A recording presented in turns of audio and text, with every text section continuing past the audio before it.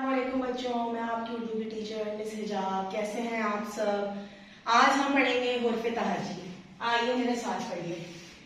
अलिफ अलिफ मद आ बे पे ते से जीन जे हे दाल दाल ज़ाद रे जे जे सीन शीन स्वाद दॉ तोए ज़ोए ऐन गैन फे खौफ काफ गाफ लाम मीम नून वाव है हमजा छोटी ये बड़ी ये।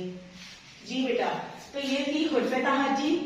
आ जाए अब हम इनकी तस्वीरों के साथ इनको पढ़ेंगे। अलिफ से अनार, अलिफ मद्दा आम, बे से बिल्ली, पे से पतंग, टे से तितली, टे से टमाटर, से समर, जीम से जहाज, चे से चिड़िया, हे से हुक्का, खे से खरगोश, दाल से दरख्त, दाल से ढोल, जाल से जखीरा, रे से रिक्शा, रे से आड़ू, जे से जेबरा, जे से जाला, सीन से सेब, शीन से शेर, स्वाद से संदूक, द्वाद से ज़ईफ, तोए से तोता, जोए से जरूफ, ऐन से